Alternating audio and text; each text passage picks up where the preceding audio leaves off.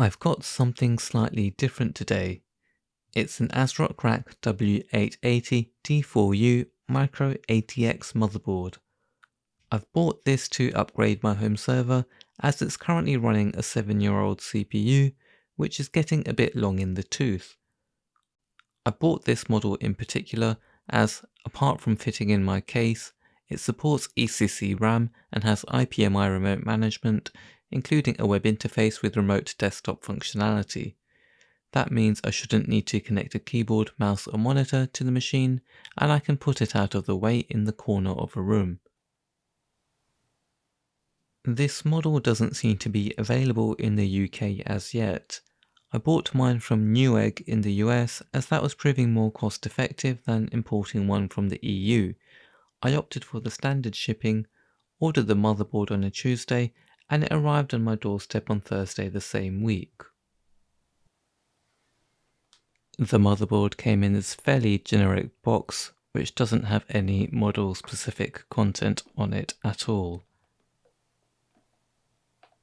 However, if you are in doubt, the sticker on the side here does tell you what model is inside. There's no seal on the box, so let's open it up and see what's inside. First up, there's a mini SAS to 4x SATA cable. This cable is how you connect 4 of the 8 SATA devices the board supports. Next is this 6-way SATA power cable. The manual talks about using this to power your drives from the board if you're powering the board itself with a 12-volt DC power supply. Next is a boring SATA cable.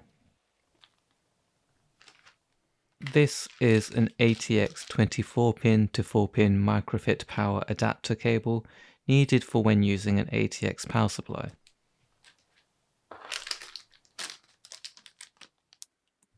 This is the I/O shield, which doesn't seem to have been cut properly. Not sure what I'm going to do about that.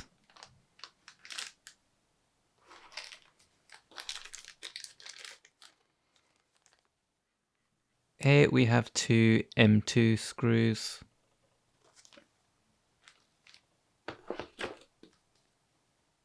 And there's a quick install guide, which you can also find on ASRock Rack's website.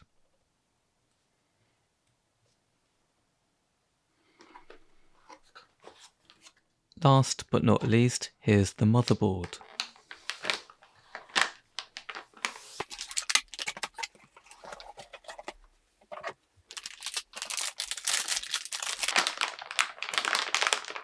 It's nicely protected in a foam insert.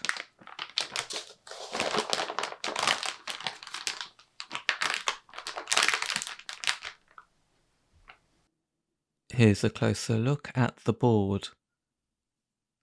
Above the first PCI Express slot, there are 2 MCIO ports, which are something new to me.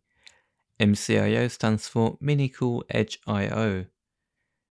The board has 3 ATX 12-volt power inputs, but it sounds like you don't need to connect all of them. I've got my new CPU ready for the board, which is going to be an Intel Core Ultra 5 245K. Unfortunately, my RAM is on order and isn't due for a while, so I can't install the motherboard yet.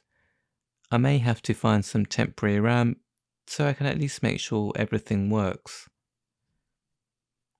That's it for this unboxing. See you again soon.